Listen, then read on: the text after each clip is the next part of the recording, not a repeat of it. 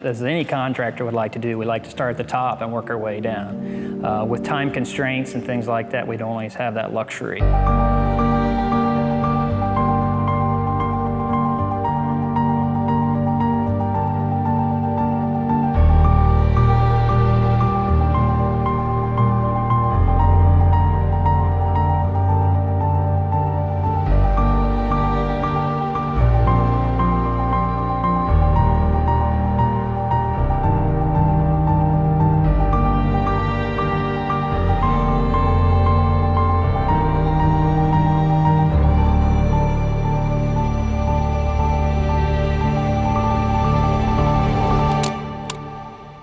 My name's Dale Ward. I'm here with Small Nation. I'm the lead construction guy for doing all the downtown projects and stuff here. This one has a lot of larger space building area. We found out too, a lot of the stuff didn't have air conditioning units, the plumbing wasn't very good, the roofing was absolutely horrible. So that was the first thing we had to do. Second thing then was for us to do a lot of the demo work and get rid of the bad plaster and lath, try to patch any of the roof leaks and things like that. Masonry, the same thing. We want to make sure we get those holes patched up, try to get it waterproof. And then the third step then is to start to design and develop the spaces, figure out who best fits in there with the help of the real estate team, and just try to get those filled. A lot of the building itself, we had to redo the headers, get things prepped for all the new storefronts, and get things lined up. We had to remove the old glass. A lot of it had been broken for some reason or another, so we had to remove it safely. And then we had to make sure that the structure that the new storefront aluminum was going to fasten to was secure. And then so we removed that, put in brand new framing down there to support it, and then we're wrapping it now with a new beautiful looking copper color, which is really going to brighten up down there. The basements, we've had some water coming in. We're getting ready to, we just received some quotes today to get the basements poured concrete with some sump pumps and be able to place in those. And then the biggest other challenge that we've had is the roof leaks themselves. We've just been battling. I mean, we had some hard rains this morning that just blew everywhere, and we're still fighting them. So we're doing a lot of the first floors as individual storefronts, where normally then on the second and third floors we would do some luxury apartments or something. But in this case, the building does not have a sprinkler system in it. So we're going to leave it as what its use is right now, which would classify we don't need a sprinkler system. So it'll be offices and things like that.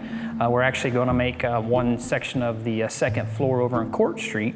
We're going to make that actually as part of the BUILD project. So we have basically acquired something like 57 properties now that we've worked on downtown, and I've been a part of most of them. And this second floor area through here is actually in very good shape, probably the best shape of any property that we've been able to work with. Where the walls are in really pretty good shape, the ceilings are in good shape for just minor cracks, and then the plaster and lath is just really spot on. And again, the wood and the trim is all really good. And then the floors, like I said, the hardwood floors are just beautiful, and we're going to try to bring those back. So one of the first things that we usually like to do when we work on these historical buildings is see how the floors are. If they're the hardwood flooring or if they're destroyed from roof damage or anything like that. We got really fortunate over here that the majority, I would say probably around 90% of the entire L-shaped block, the floors are really good. We've been able to sand these all down, and they'll be ready for polyurethane or stain, whatever we decide to do. You can kind of see just a little bit of the color difference here where he uses a different type of sander, which he can get up in the corners and the cracks and things like that to make sure that all the hardwood floor has been sanded down and then is ready. We try to get these prepped as early because of the mess and the dust and from sanding the floors and stuff down. We want to try to get that all done before we start doing any painting or wall repair.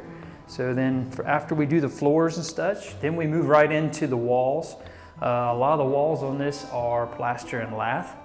And really good things about the walls and the ceilings is the cracking is not very bad. So even though we did have some roof damage here, the walls and stuff and the ceilings are really good shape. So we did tear out a wall in this section here to kind of give something unique for this section up here, these offices. We're going to actually install a double door, a storefront with side lights, one on each side, and then a nice beautiful transom up above that will kind of isolate. There actually is 4 offices back here, and those could be dedicated to a tenant that would desire to have 3 to 4 associates perhaps. You can dedicate one end of the building for one specific tenant, which will have 4 suites. Or in the other end of the building and even in the middle of the space, we have some spaces where it could be individual clients and things like that as well. We'll also have a set of restrooms in there and then also a cafe in there. But this is going to be a common area for a small cafe area where you can grab you a coffee or have your lunch, microwave and things like that for right in here. The other nice, beautiful thing about these historical buildings is the high ceilings in these here. Just really nice to have. One of the downfalls is it does sound kind of clicky, whatever, you can hear yourself talking and stuff. So we are working on sound test and things like that. We also try to preserve the original glass. If you look at this glass, it kind of looks distorted.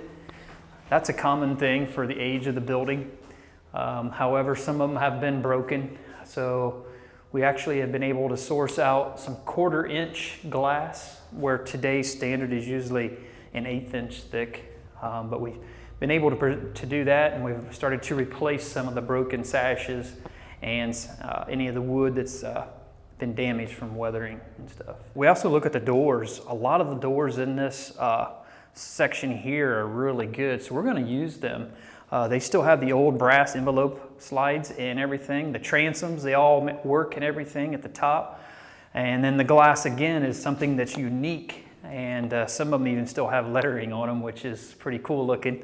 But what we will do in these is try to keep the hardware as well as they all do work. And then we'll just install a new deadbolt that will be keyed to a new tenant's key and stuff. You never know what you're going to get. You could have a 16 by 40 space that is masonry on each side, which normally they are. Every space is different, and there are none that are the same. Where in a new construction and things like that, it's pretty well, you design it and it's just a common thing, where these, nothing's common. From one space, whether it's on the first floor, second floor, or third floor, every space is different. And that's why I have to kind of treat each space as a project. I have very good people. I have a maintenance crew of 3, then I have a construction crew of anywhere between 2 to 5. And they work very close together. They work side by side if they need to, and they accommodate each other. I try to keep them separate because we do have on our maintenance crew, we do have some maintenance or emergencies and things like that, so they can't be here all the time. But they're the ones that actually handle the roof leaks and situations that we have here. My crews are pretty talented, and I give them a lot of kudos because I challenge them every day, and they usually strive to do it as much and as fast as I can get them done. And they're willing to learn new things, something they've never even done before, and they're taking it on, and then now they can do it by themselves. So it's been a huge, in my book, is a victory right now that we're staying on top of all the things we're doing with the timelines and stuff that we have, and the shortages of materials and the pricing of materials and everything like that. I try to listen every morning to what our leasing agents say that their tenants need and stuff. So, and I keep every day we're looking at seeing what's available at our lumber yards, at our electrical stores, or even Lowe's or Home Depot and stuff like that. And we try to push items that we know that they're in stock and try to keep things moving to meet their deadlines. Things that you used to be able to go down and get in a 1 to 2 weeks now are anywhere from 6 to 8 weeks out. Like our storefront glass I mentioned earlier, it normally would be 3 to 4 weeks. Now we're at 8 to 16 weeks. It's just been a struggle with trying to meet the demand and stuff. It's a challenge working with my subs who are very good, and we work together to try to find out what we can get and what we can't. Lighting issues are just unbelievable. Fixtures and things, they're hard to find. There's just such a demand for them right now.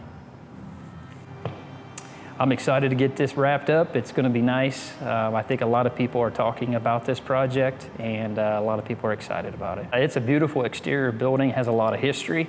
A lot of people would love to have this project actually. But yeah, just excited because the architecture in this building is very nice as well. As a contractor, you take and then doing as long as I have, you kind of take, you like that stuff. So.